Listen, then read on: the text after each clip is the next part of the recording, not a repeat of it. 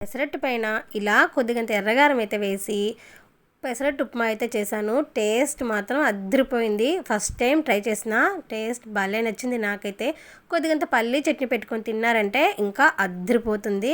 అందుకు ముందుగా నైటే పెసరపప్పు, కొద్దిగా బియ్యం, అందులోనే పచ్చెనగపప్పు, ఇంకా వచ్చి 1 గ్లాస్ పెసరపప్పుకి కొన్ని బియ్యం అయితే వేసుకున్నాను. ఇంకా పచ్చెనపప్పు, కొద్దిగంత మినపప్పు, ఇవన్నీ కూడా వేసుకొని నైటే నానబెట్టి పెట్టుకున్నానులేండి.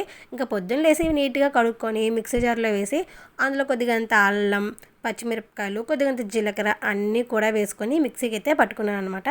అందులోనే కొద్దిగంత ఉప్పుకు ఇంకొంచెం వాటర్ అయితే పోసుకొని కొద్దిగా దోసపిండి కన్నా గట్టిగా అయితే కలుపుకొని అలా పెనం పైన వేసి, సరే కొత్తగా ట్రై చేద్దామని చెప్పేసి కొద్దిగంత ఎర్రగారం అయితే పూసి ఒక పక్క ఉప్మా రెడీ చేసి పెట్టుకున్నానులేండి.